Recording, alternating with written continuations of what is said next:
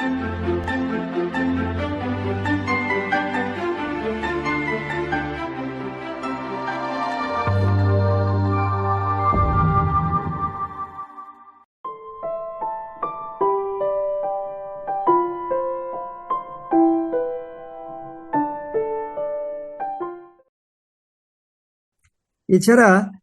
আমরা অনুমান করছি যে exports, demand for exports, it is a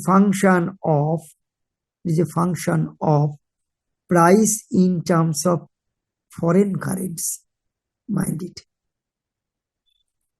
কেন না, আমার এক্সপোর্টসটা বিক্রি হবে তো বিদেশে, সুতরাং বিদেশে ডলারে, আমেরিকায় বিক্রি হলে ডলারে দাম কত সেটাই আমেরিকানরা দিবে, ইন্ডিয়ান রুপিতে দাম কত সেটা বিবেচনা করবে না। সুতরাং demand for exports depends on price of exports in terms of foreign currency. কিন্তু import, demand for import, it is আমার দেশে আমেরিকান দ্রব্যের চাহিদা, আমার দেশের টাকায় কত দাম তার উপরে নির্ভর করবে, মানে কিউএম তার উপরে নির্ভর করবে। এখন আর যেহেতু রেট অফ এক্সচেঞ্জ, তাহলে আমরা যদি তাহলে এক্স কে আমরা এরকম লিখতে পারি, X equal to, X is a function of P X equal to, এই যে সম্পর্ক থেকে আপনি পাচ্ছেন P X, this is equal to Q X by R. P X এরকম লিখুন না হয়, P X by R equal to Q X, ডলারের দাম into rate of exchange equal to টাকায় দাম, so P X equal to Q X by R. সুতরাং আমরা এক্স সমান লিখতে পারি, X it is a function of Q X by R, যদি আমরা ডোমেস্টিক কারেন্সি নিয়ে আসি, কারণ আমরা ডিভ্যালুয়েশন করবো তো ডোমেস্টিক কারেন্সি দিয়ে, ডোমেস্টিক কারেন্সি দামটা লিখলাম। তেমনি তেমনি PM into R equal to QM, তাহলে কিউএম এর জন্য লিখতে পারি M it is a function of PM into R. এবার ইলাস্টিসিটি কনসেপ্ট গুলো আন।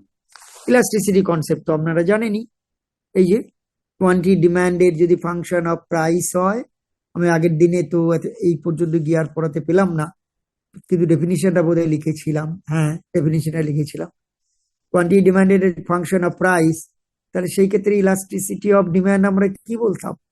ইলাস্টিসিটি অফ ডিমান্ড আমরা লিখেছিলাম যে proportionate change in demand by proportionate change in price, that is P by Q into dq dp। মনে পড়ছে? এটা আজ কাজে লেগে গেল, P by Q into dq dp। এবং আমরা বলেছিলাম যে এই dq and dp they are of opposite sign. If price rises dp greater than 0, then quantity demanded will fall, dq will be negative. So elasticity of demand, this is negative, and its absolute value will be equal to minus of P by Q dq dp। তো এখানে demand বলতে তো দুটো demand আছে, export demand আর একটা import demand. তো export ডিমান্ডে করতে এরকম লিখুন, elasticity of demand for exports, তার কি ফর্মুলা হবে?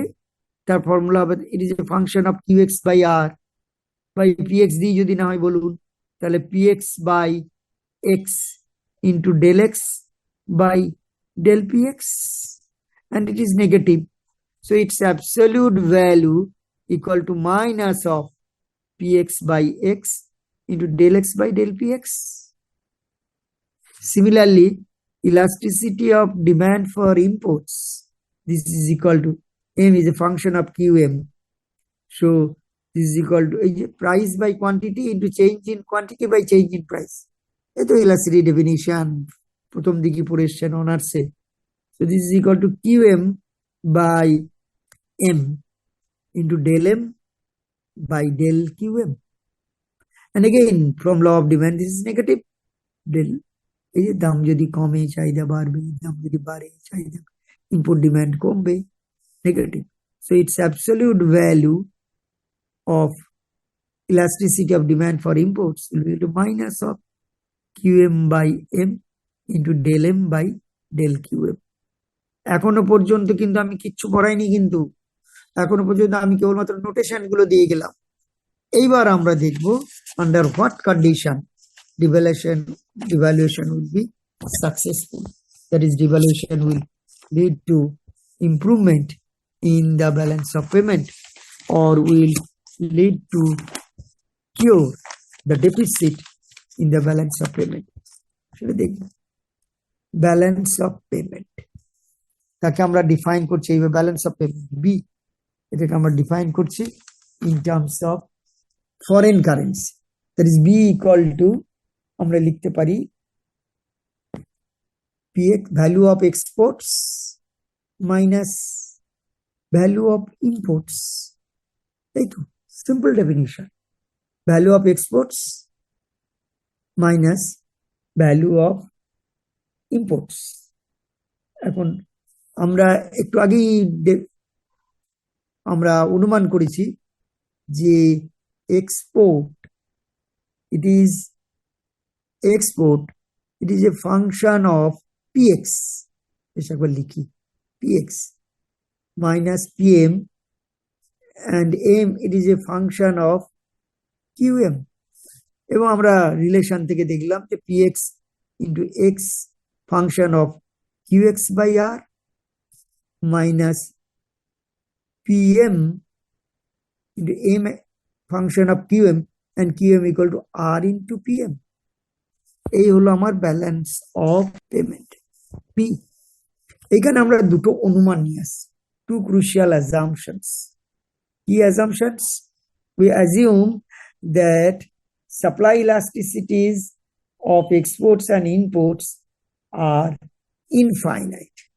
That is, আচ্ছা একবার লিখি, supply elasticities of exports and imports are infinite।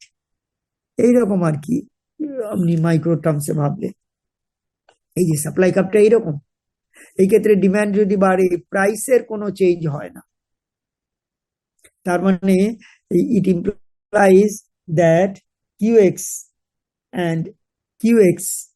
and PM are fixed। এই যে সাপ্লাই ইলাস্টিসিটি ইনফাইনাইট বলেছি, supply curve is perfectly elastic, সুতরাং এখানে ডিমান্ড বাড়লে প্রাইসের কোনো চেঞ্জ হচ্ছে না, সুতরাং QX আর PM এদের কোনো চেঞ্জ হচ্ছে না। সুতরাং আমরা বলতে পারি যে এরকম বলি তাহলে, given QX and PM, B depends on R only। That is, B is a function of R। তার মানে R চেঞ্জ করিয়ে B কে চেঞ্জ করানো যায়। R কে চেঞ্জ করা মানে কি ভাবুন একবার, আর কে বাড়ানো মানে ডিভ্যালুয়েশন, আর কে কমানো মানে রিভ্যালুয়েশন। আমরা এখানে ডিভ্যালুয়েশন এফেক্ট দেখছি। আর না, তাহলে আর চেঞ্জ করলে বি চেঞ্জ করবে। B is a function of R. Now devaluation means increase in R. একটু আগে বলেছি $1 সমান 50 টাকা, $1 সমান হলো 100 টাকা। রেট অফ এক্সচেঞ্জ 50 থেকে বেড়ে হলো 100। ইনক্রিজ ইন আর, এখানে আপনি ভাবতে পারেন যে ইনক্রিজ ইন আর বলছেন, আবার বলছেন ডিভ্যালুয়েশন। হ্যাঁ, ডলারের দাম বেড়েছে ইন টার্মস অফ রুপি, আর রুপির দাম 1/50 থেকে হয়েছে 1/100, কমেছে। আমরা যেভাবে আর কে ডিফাইন করেছি যে units of domestic currency per unit of foreign currency. So devaluation means increase in R, that is DR positive. তো আমরা ইমপ্রুভমেন্ট চাই ব্যালেন্স অফ পেমেন্টে, বি কে বাড়তে হবে। হ্যাঁ, so improvement in BOP means increase in B, that is DB positive হতে হবে। তাহলে ডিআর পজিটিভ হলে ডিবি কে পজিটিভ হতে হবে, তাহলে বলবো ব্যালেন্স অফ পেমেন্ট ইমপ্রুভ করেছে। হ্যাঁ, সো ডিভ্যালুয়েশন অঙ্কের টার্মসে বলতে গেলে, so devaluation will be successful, এই এই এগুলো খেয়াল রাখবেন। Devaluation will be successful if DBDR is positive. So this is the condition. এই কন্ডিশনটা থেকে কি কন্ডিশন আসে সেটা আমরা দেখব। ডিবিডিআর, তো এই আমার বি এর এক্সপ্রেশন, আপনি ডিবিডিআর বের করুন। differentiate B with respect to R. Now dBdr সমান কত দেখি, R এর রেসপেক্টে ডিফাইন করব। B কি ছিল, আর একটু B কে না হয় এখানে B কে আর একটু লিখে নিই, তাহলে যে B equal to px, px মানে qx by r into x, function of, mind it এটা ইন্টু নয়, function of qx by r minus pm and m of function of r into pm। এই আমার বি এর এক্সপ্রেশনটা, এখান থেকে আমাকে ডিবিডিআর বের করতে হবে। Now differentiating B with respect to R, that is DBDR. কি বেরোচ্ছে আপনারা দেখুন, ডিবিডিআর, এটাকে আমরা করব ডিফারেন্সিয়েশন। কিচ্ছু ঘাবড়াবার নেই, কিচ্ছু ঘাবড়াবার নেই। দেখুন X function of Q X by R, তাহলে আমি যদি আগে এক্স এর এক্স এর এই দ্বিতীয় টার্মটার, এই একটা টার্ম, এই একটা টার্ম, আমি দ্বিতীয় টার্মটাকে আগে যদি ডিফারেন্সিয়েট করি, তো X function of Q X by R, এখানে Q X by R is a function of R, তাহলে function of a function rule, chain rule যাকে আমরা বলি। তাহলে আগে এক্স কে ডেরিভেটিভ করি with respect to Q X by R into, এবার কিউ এক্স বাই আর কে ডিফারেন্সিয়েট করবো আর এর রেসপেক্টে। কিউ এক্স বলেছি কনস্ট্যান্ট, এই যে Q X and PM are fixed because supply elasticities are assume to be infinite. তাহলে Q X by R কে আর এর রেসপেক্টে, ওয়ান বাই এক্স কে এক্স এর রেসপেক্টে ডিফারেন্সিয়েট করলে হয় minus one by X square. তাহলে আর কে আর এর ওয়ান বাই আর কে ডিফারেন্সিয়েট করলে হবে আর এর রেসপেক্টে minus one by R square into Q X, তাহলে minus Q X by R square. আর এই যে এইটা কনস্ট্যান্ট ছিল, ইউ ইন্টু ভি, এইটা ডিফারেন্সিয়েশন আগে করেছি, ইন্টু এটা Q X by R plus U into V হলে differentiation of U, V unchanged, plus differentiation of v, u unchanged, differentiation of v, u unchanged, u বলতে x, x of qx by r লিখতে পারেন, নাও লিখতে পারেন, অনর্থক জটিলতায় যাবেন কেন, আপনাদের এসএলএম এ সেই অসুবিধাটাই করেছে। x হ্যাঁ আগে রেখেছিলাম, ডিফারেন্সিয়েট করব মনে রাখার জন্য। এখানে তো x আনচেঞ্জড, এইটার ডিফারেন্সিয়েশন আর এর রেসপেক্টে, সেটা আমরা আগেই দেখেছি, minus Q X by R square, এই অংশটা এবার ডিফারেন্সিয়েশন। পিএম কনস্ট্যান্ট, কিন্তু আপনি ডিফারেন্সিয়েট করবেন শুধু এম এর with respect to R, minus PM constant, M function of R into PM, তাহলে আগে এম কে ডিফারেন্সিয়েট করুন with respect to R into PM, এবার আর ইন্টু পিএম কে ডিফারেন্সিয়েট করবেন আর এর রেসপেক্টে, আর কে আর এর রেসপেক্টে ওয়ান, পিএম তো কনস্ট্যান্ট, তাহলে এখানে এলো ইন্টু পিএম। দেখুন ডিফারেন্সিয়েশনটা হলো কিনা, এটা হয়ে গেলেই জানবেন আপনার বাকি কাজটা সহজ হয়ে যাবে।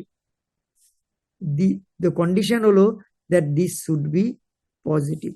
আরেকবার ডিফারেন্সিয়েশনটা না হয় বলছি, এখানে দেখুন ইউ ইন্টু ভি আকারে আছে, ইউ এর ডিফারেন্সিয়েশন করছি, del X X Q X by R এর ফাংশন, এই ব্র্যাকেটে দেওয়ার দিয়ে এটা লেখার অর্থ যে এটার ফাংশন আমাকে ডিফারেন্সিয়েট করার সময় মনে রাখতে হবে, সেই জন্য আপনি এটা নাও লিখতে পারতেন, কিন্তু মাথায় রাখতে হবে যে function of Q X by R, তাহলে এক্স কে ডিফারেন্সিয়েট করছি কিউ এক্স বাই আর এর রেসপেক্টে।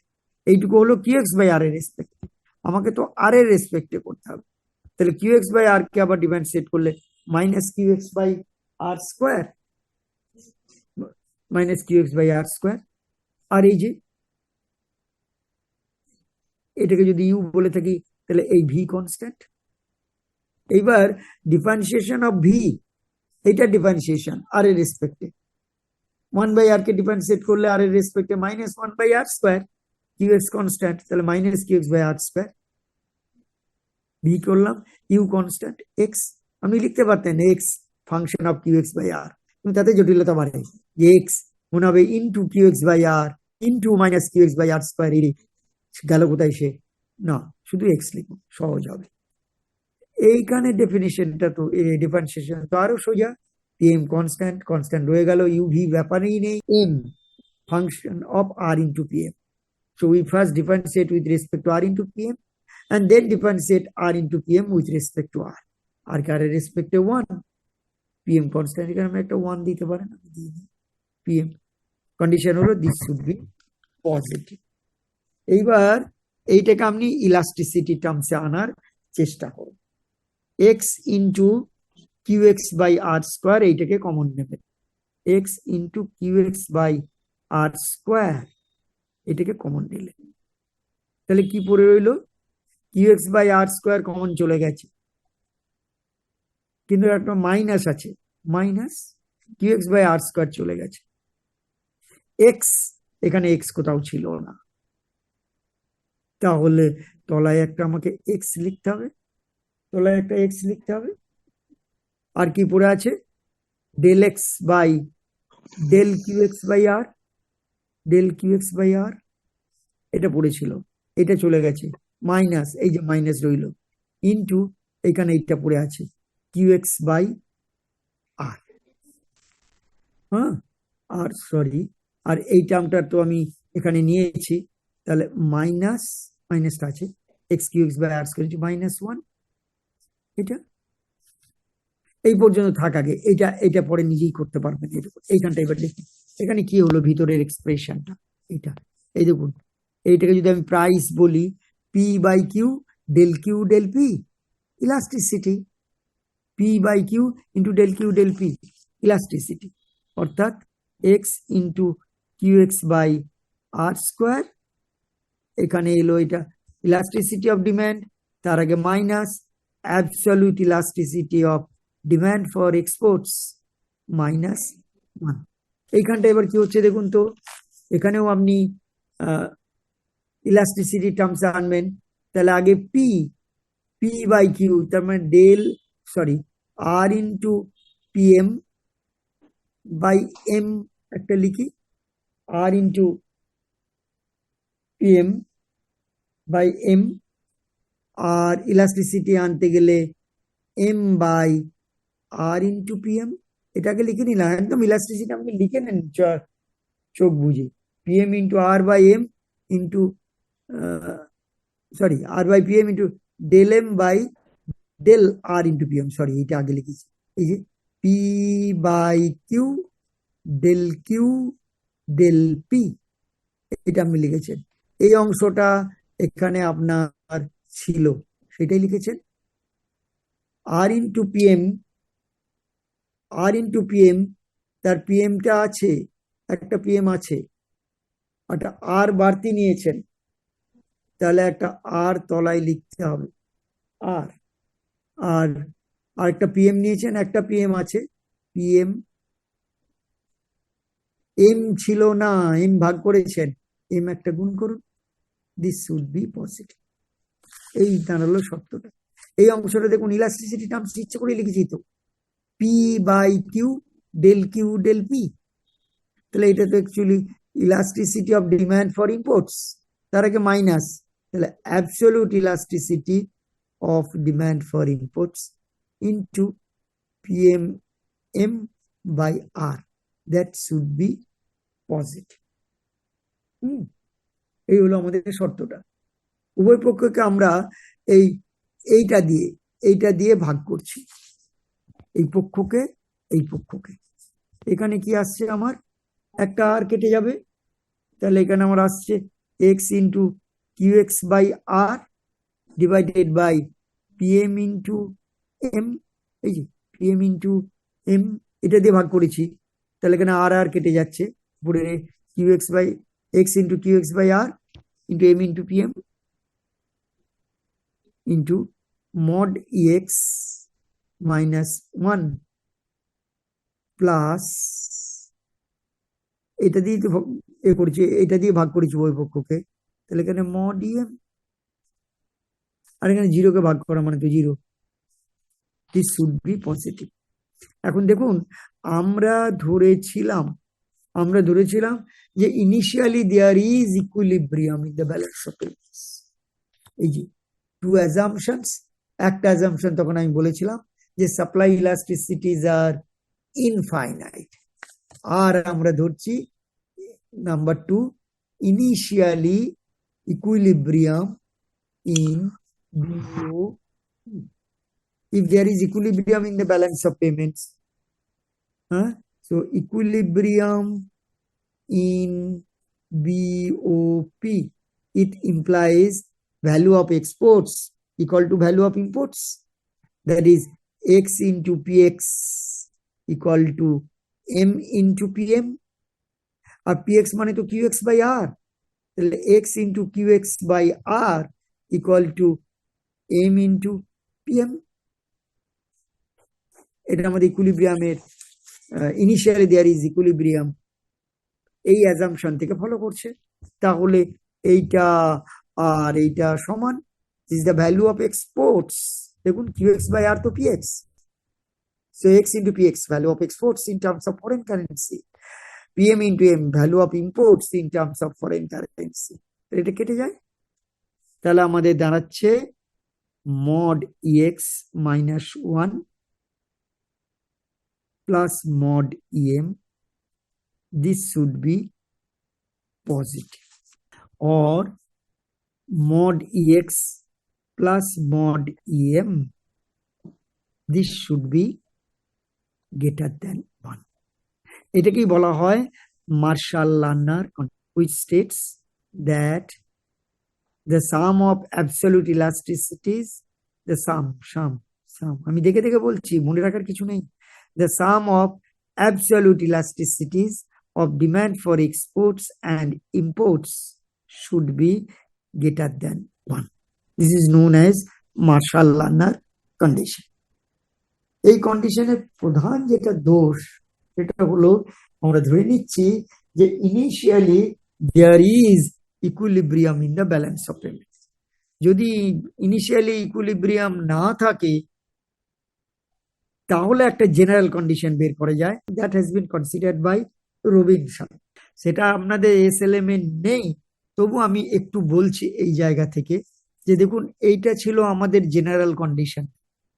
এই জেনারেল কন্ডিশন থেকে কি দাঁড়াচ্ছে একবার দেখুন না, এখান থেকে আমরা পাচ্ছি এই নোটেশনটা থেকে লিখতে পারি আমরা x into qx by r square, qx by r, x into qx by r তো actually vx, value of exports by r, and here mod ex minus 1 plus এই যে pm into m, value of imports by r, তাহলে vm by r into mod em, this should be greater than 0.